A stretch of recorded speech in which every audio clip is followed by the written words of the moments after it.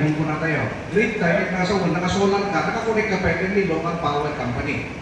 So, tata, isunerlik mo po ng takay na dito, ay doon na ito, pero ay lang na nag-electric ka rin siya, ay nag-isip-isip ko, ay doon na ito about a little bit, no? Kung kanya, explanation na, nung naka-grid tie ka, naka-automatic transfer switch.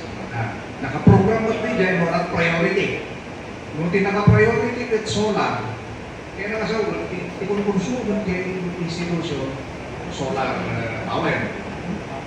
Hindi mo solar panel tayo namin, buklis namin data, one limit na, unli data. While meron siya may sunlight kasi nag-harvest niya, pero di may limit yung battery, yung power storage mo, yung mga baterya mo. Kasi may limit yan. Once napuno yan, sayang, di ba? So, ang mangyayari na rin, since mayroong automatic transfer switch, yung extra na hina-harvest ni solar panel, kung papasok sa grid, kayo ngayon na mag-harvest. Yun. So, mo pagpanarotan, mayat mo na pweso. Tatakas lang kung ano, bagbag yun, sunshine. Hindi, awan harvesting tayo. Naibos tayo baterya. Kapag naka-grid ka, init, ibang supply king ka. And therefore, init will still give you a bill, electric bill. Now, the question now is, meron akong bill. Pero, gumagamit ako ng solar. Hindi ay awan sunshine, inikanta.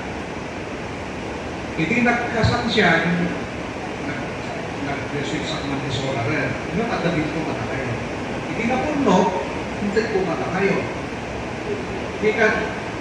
I-understanding ng institution hindi, gumano ko mag-intention niya, binigyan niya. Ibawas tayo, pinarvest ko, hindi ko kayo. Yung problema ka nagpada din yung cost na. Kita dahil may isang clearing. Is it adapting solar technology a better option using grid tie system, or it is better solar ka lang karoon at off-grid ka lang karoon? Yan mo maniinit. Yung sigurado na grid mo, kaya na i-supply guy may isang katawan na power demand mo. Tingnan mo. Gusto nga agdam na kita private residences in Bataan. Mga anak ko sa Mas lang kung makakikuhanan siya. Dr. Cardanta, naka-off-grid ni Dr. Cardanta. Ada na alat na ginis.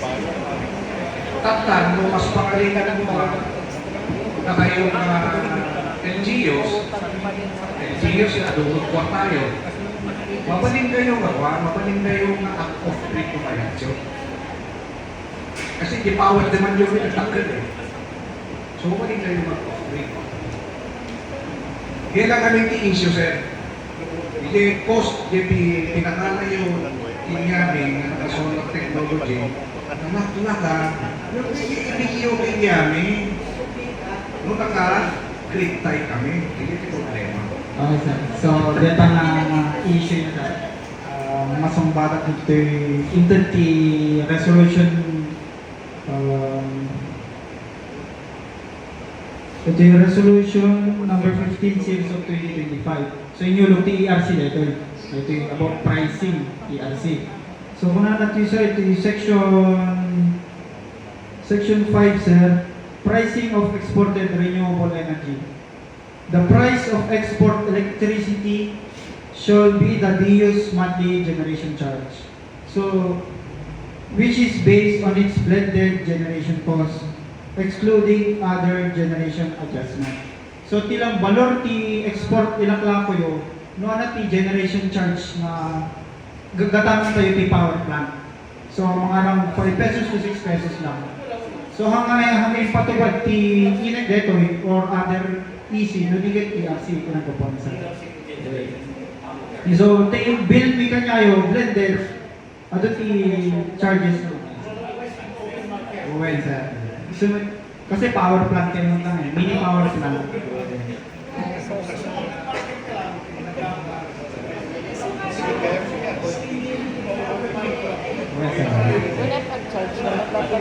in addition to Engineer Marlon, ang sinabi niya sir is, bale, generation charge lang talaga i-account yung then excess production sa solar. So yung mga like, kung mapapansin niyo sa SOA natin, may mga transmission charges, gano'n, which is, hindi po siya kasali kasi si INEC pa rin po ang nag-maintain ng lines. Kumbaga, that's for the maintenance of the lines. Kumbaga, hindi namin talaga sinacharge yung sama dun sa export ng every end user. Ayun po.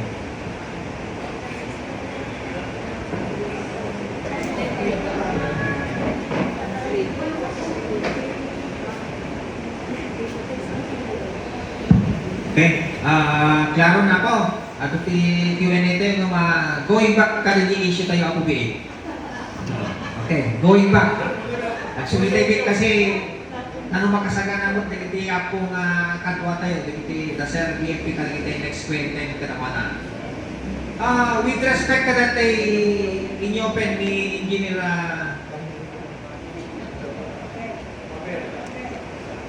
La Cuesta, that a joint inspection between INEC and building official with respect to the installation of net metering. And sinustain or sinabundaan ni Apo Engineer Garcia. At my point of view kami na po, we have to review and check our citizens charter. The INEC or the distribution utility have their own mandates in the installation, connecting, tapping, etc. of electrical service. So for the purpose of joint inspection namin po, the discretion or jurisdiction of the distribution utility is coming from the metering point to the line side. Di ba po? I-reiterate ko na yan. Hindi jurisdiction ni Apo distribution utility, metering point to line side. Ni Obo, load side building. Okay. So with the joint inspection with regards to the installation of metering by directional is the jurisdiction of the electric company po.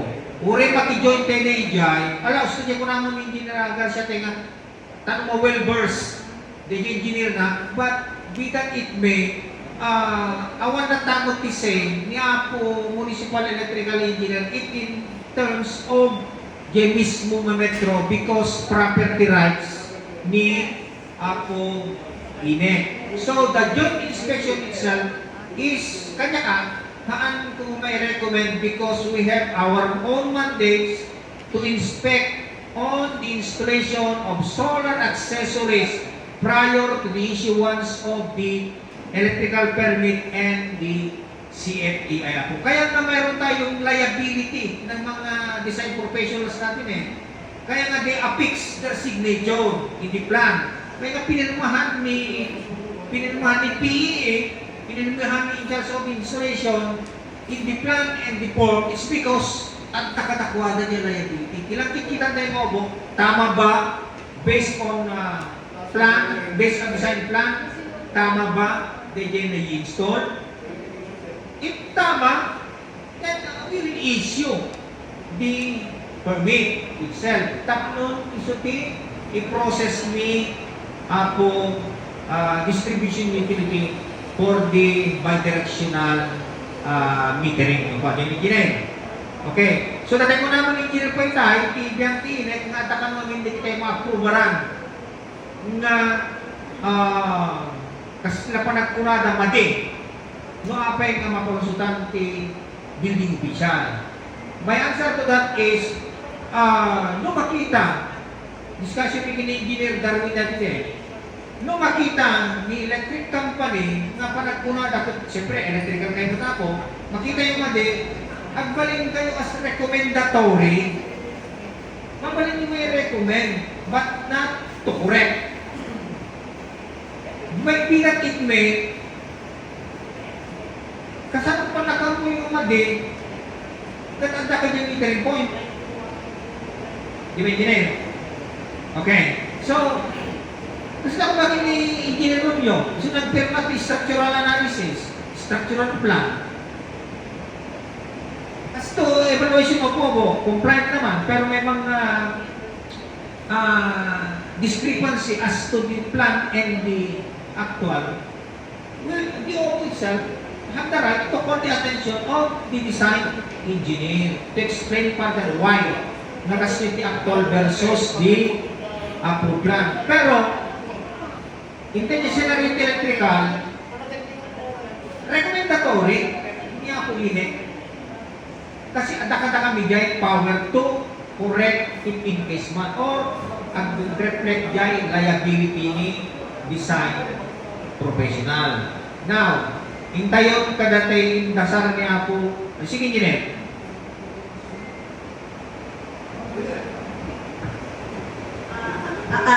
I stand corrected data to my inspection. Just for us to be present lang, no may daag di Pantimetro or nag-inspect. Especially if for government buildings, kasi datay nga ron iti isang caretaker, mat kanagigay nga pas facility iti munisipyo tayo. Okay, noted din yan. Digital. But for the inspection for residential, it's okay. Hindi. So, it's a request lang for us to be present no government buildings. Kasi, nung nag-question ni LCE, especially na between kabarulan na society solar, para nung nagdamag, dapat lang i-report nila. Gusto mo lang tayo i-report nila. Kasi hindi ko na we are adalin may na DJ time na i-study tayo ng solar, if we can recommend in the future to the LCDs or to the management. Request lang for us to be present during that. Thank you. Noted, Engineer Garcia. Siguro, that's applicable.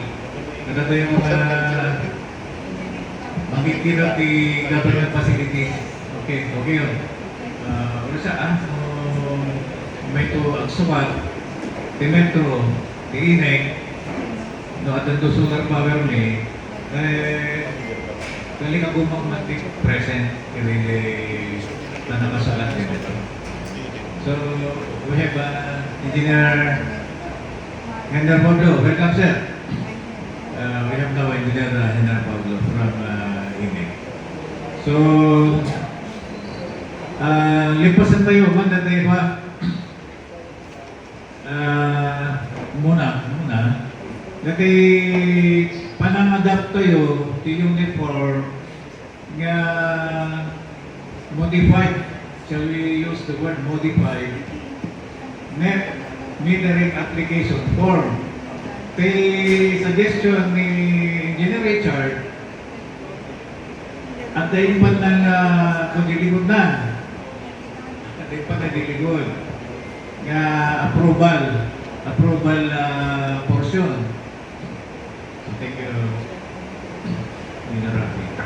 So, I suggest, with all the observations, significant observations noted, which is the signing of the sign and seal portion, nga it can be done by registered electrical engineer, which is in violation of the electrical code. So we have the 1 gram. Number 2, awan DJ pagpirmaan di building official. So, with that observations, and we appreciate Engineer Richard kung kailan to make the draft. So, in our resolution, i-attach tayo ito as annex draft. In the resolution tayo, manifesting our observations on the issue application for net metering. So, we'll pass a resolution coming from us. Then, We will sign it. We will make an annex introducing our amendment to the issued application form for net metering. Kaya ang kikina tayo to July 30, isun mo di pinaging ma-receive tayo, dito resolution ti Pabo. Sa kaya Pabo, isun doon pa na i-receive tayo until July 30. So, we have already come to a decision that we will make a resolution airing our comments and observations to the GMC 001 with our introduced draft application form for net metering. So, yun yung summary ng ating pinag-usapan tungkol sa net metering defects. Net metering application form, not the net metering application form. So, yun. So, is there anybody who will make a motion to adopt the proposal of passing a resolution attaching our modified application form for net metering?